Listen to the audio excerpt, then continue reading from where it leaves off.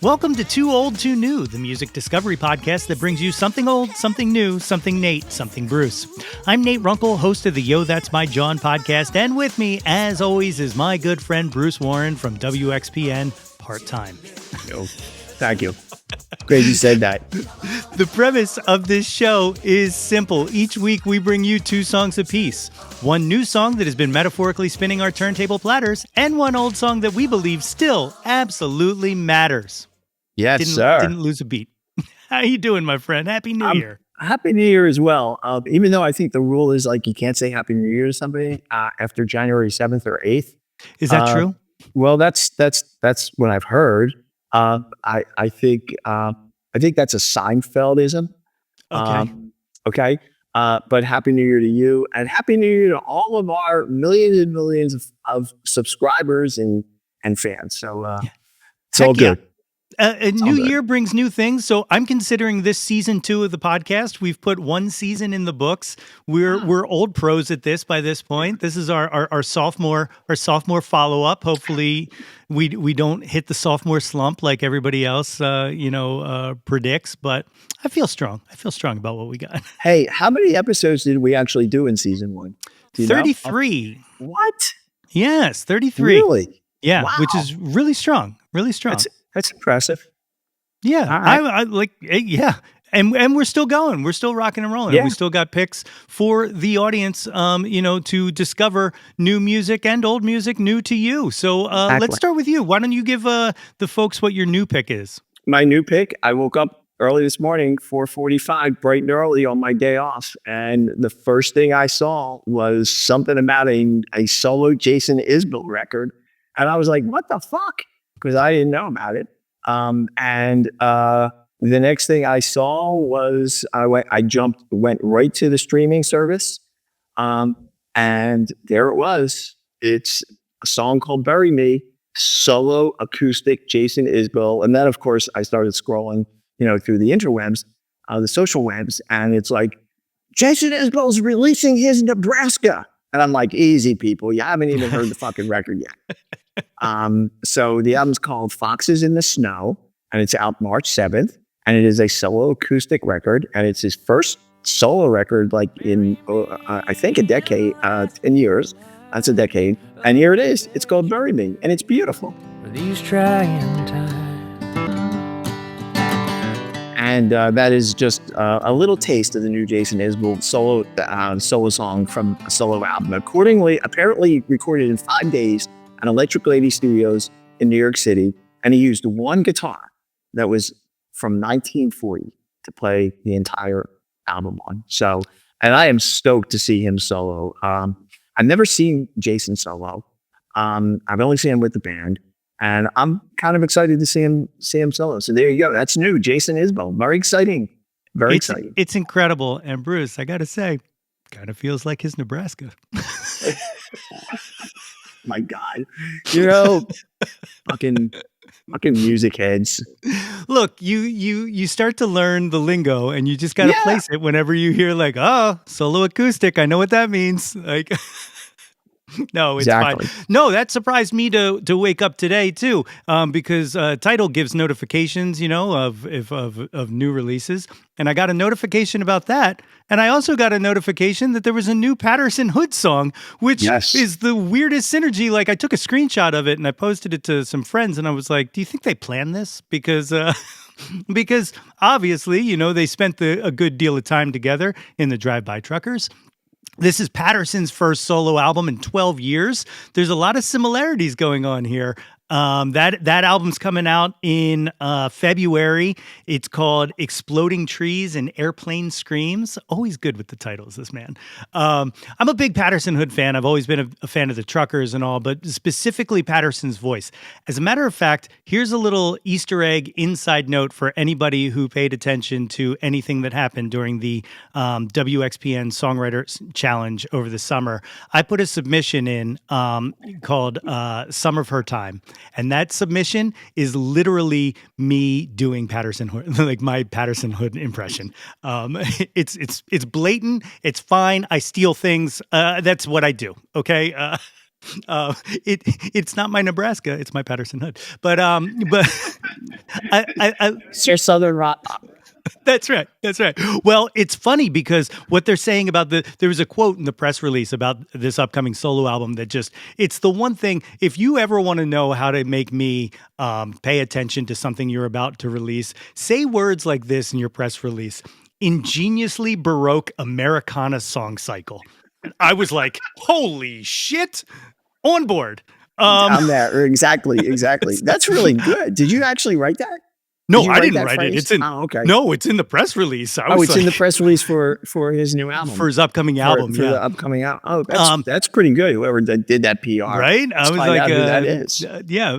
big shout out to Big Hustle there. I'm really excited for this album. It's got a lot of guests on it. Waxahachie showing up, Wednesday showing up, Kevin Morby. Lydia Lovelace was on the first single he released, A Werewolf and a Girl. Anyway, I'm speaking so much. How about we listen to a little bit of the new Patterson Hood song, The Pool House?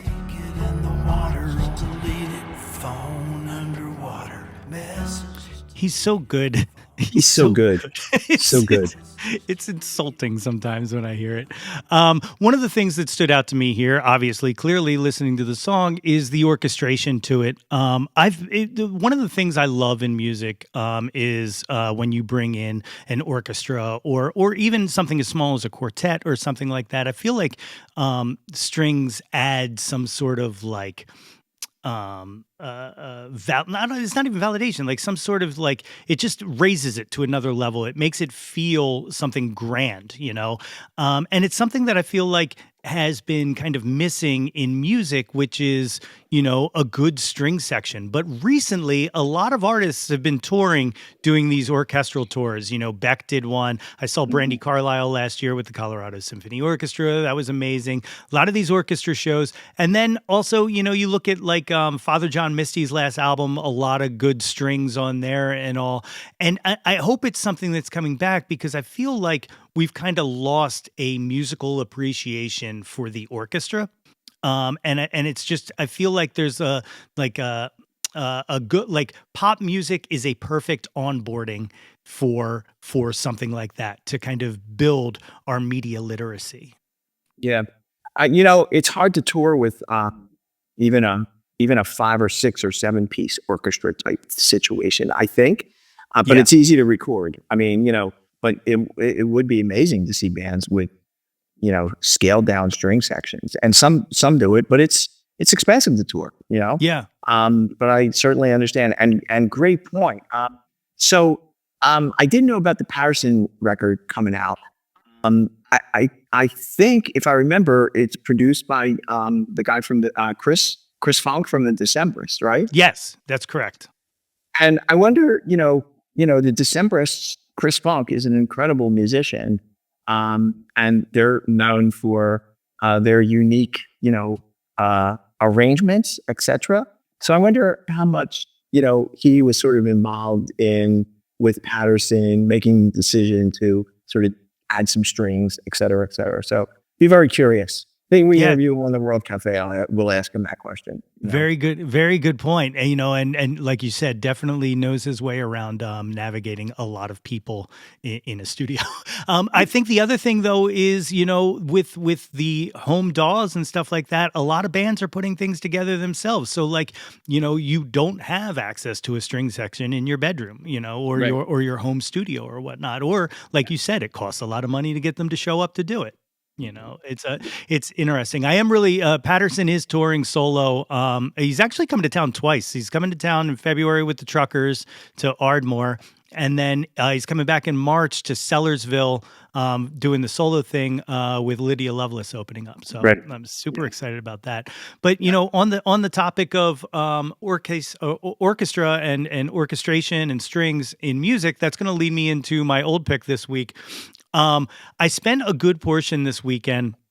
I kind of lost track on I was trying to do this, which is I'm trying to scan all of my vinyl into my Discogs account so that I just have a full catalog of what I own, because I tend to buy duplicates of things thinking I don't own them, and I like to have them like right there. I can't tell That's you how interesting.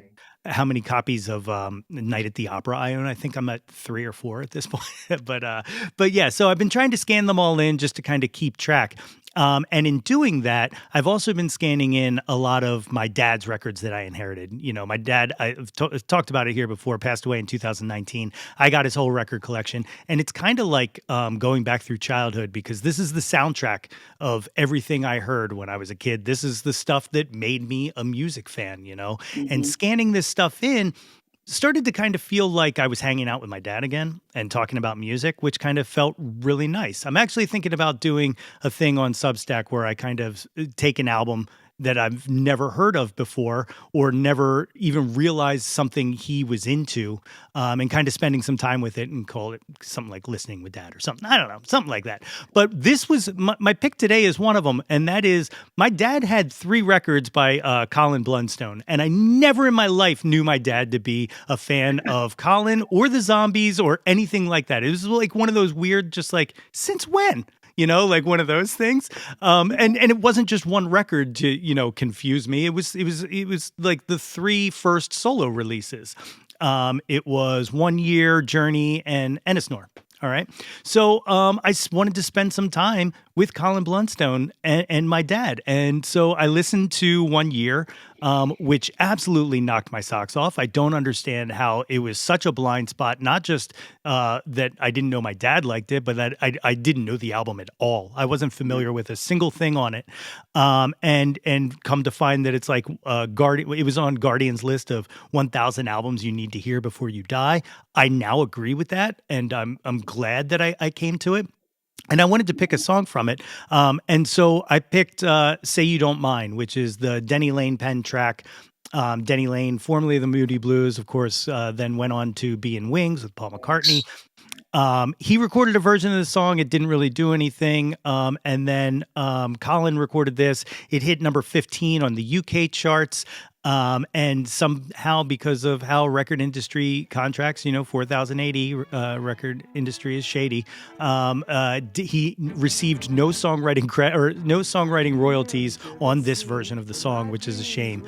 But it's absolutely beautiful. So I've blabbered. Here we go. Here's "Say You Don't Mind" by Colin Blunstone. Who's glad with what it had? Amazing stuff.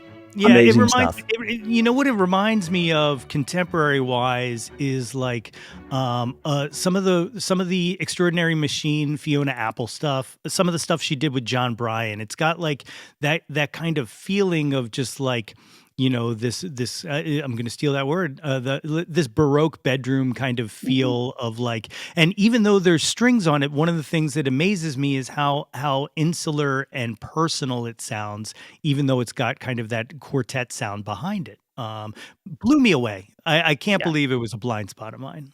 Yeah. You know, 2 things. First of all, he's as revered in some musical circles as much as Brian Wilson. But he was like a genius, you know, and the records are just beautiful.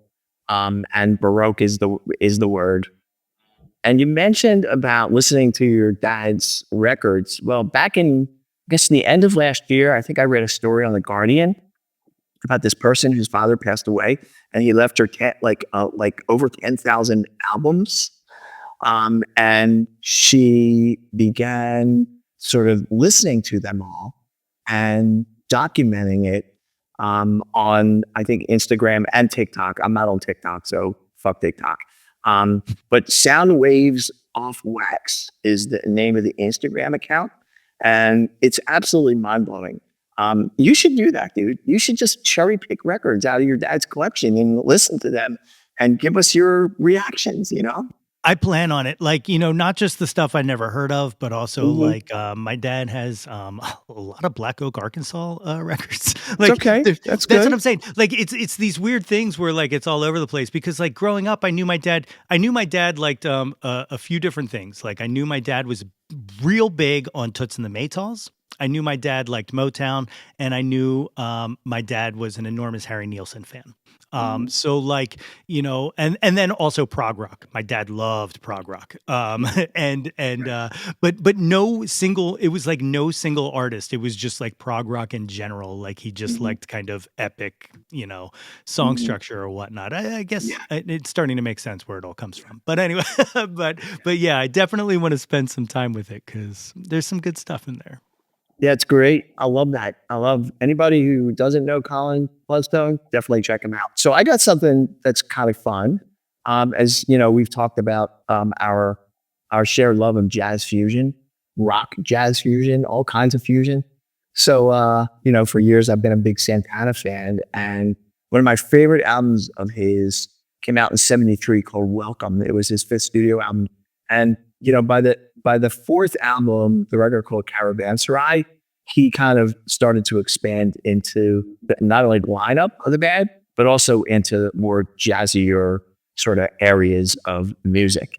Um, on his fifth album, called Welcome, he had Alice Coltrane, John McLaughlin. The album was called Love, Devotion, and Surrender.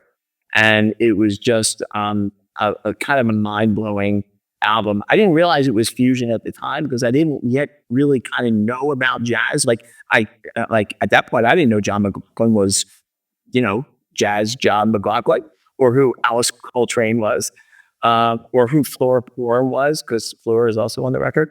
And this has been, over the years, probably my favorite Santana record. And I wanted to play this song today. It is Love, Devotion, and Surrender. Listen to the rhythm of your So even though that kind of stays in the more popular lane of the fusion side of things, this record was a pretty significant jump into spiritual music, and not what many people think of as sort of traditional Santana records. So there you go. Love, Devotion, Surrender, Carlos Santana, 1973. It was a great It's year for music. It's incredible, like it seems, on its face, kind of vocally like somewhat pop leaning or whatnot, but every single performer underneath that creating that bed is screaming. I mean, Yes. they are just going for it, and it's like Yeah. this level of musicality. It kind of goes back to the orchestration thing I was talking about that I miss in music. Mhm. Like I don't want to soapbox this there, and I'm definitely not casting aspersions because I'm a self-taught guitar player, but I feel like we've moved into an era of people teaching themselves how to play things but not understanding the theory underneath it. And I feel like more than anything, popular music is the one that's kind of suffered from that, because anybody who is professionally studying is going to play in all kinds of other different genres or whatnot. But Yeah. and that's not to say that there isn't pop music being created by absolute geniuses of music. Mhm. But just the amount and the frequency of it seems less and less as years go on. Yeah, for sure. This was also a period of time. If you remember, two of the guys who were in Santana's band left to go form Journey at around the same time. And then that sort of allowed Carlos to, draw from other forms of other kinds of musicians who were dabbling or who were very much inside the jazz world. And it was just, it was not, I can't remember, I don't think I've ever actually read a review of the album, but I know all my friends were like, oh man, it's too jazzy. And I'm like, oh man, I love this shit. Yeah, yeah, that's a feature, not a bug. That's yeah. Exactly right. That's Anyway, good stuff. Good stuff. Well, of course, all of these songs, we're going to continue on with the master playlist. So all of these will appear in the same Spotify playlist. Even though this is season 2, it's all one master thing. The best thing you can do for yourself, honestly, is to just go on that playlist, hit shuffle, and just enjoy a lot of really brilliant music. The Yeah, link, man. of course, will be in the show notes. You can also follow Bruce and I on the socials. Well, some of them. But mostly you can find us both on Substack now. Bruce is at Some Velvet Blog. I'm at I think I'm at That's My Jawn for the publication. I'm at Nate 3.0 for the self. I'll put links. We'll just share some links. Yeah. Just follow the links. Follow the links. It's all in the notes. Follow the yellow brick road. You can still hear Bruce every Saturday from 10 a.m. to 2 p.m. on WXPN 88.5 here in brilliant, beautiful, sunny Philadelphia. Go Birds. And you can hear me every other Mondays on whynotradio.net. I will be on this Monday. And then sometime soon, That's My Jawn, the podcast, should come back after I don't know, book a guest or two. Seems you got to do those before those episodes come out. Who knew? Yeah, I guess so, right? I guess so. Minor detail, Nate. I hate to tell you. So wait, Nate, before we split though, are you an Eagles fan? Oh my goodness, yes. Okay, like the sports thing you and I don't typically talk about. But that's good. So did you watch the Minnesota LA game last night by any chance? I missed last night's game, but I've heard nothing all day other than how Sam Darnold shit the bed. Yeah, well, you did. And the Rams looked fucking great. But next time this week, we will be talking and we will, again, be victorious when we take on the LA Rams next week. So go Birds. I'll tell you this, and I know why the Eagles are going to win. At no point did I hear anything at all about what is on a single player on the Rams' reading list. And all I know is Inner Excellence is now number one on the bestseller chart. So exactly. Go Birds. Exactly. All right, man. Good all to right, see brother. You. It's been fun, and join us next time for another one of these. Yeah.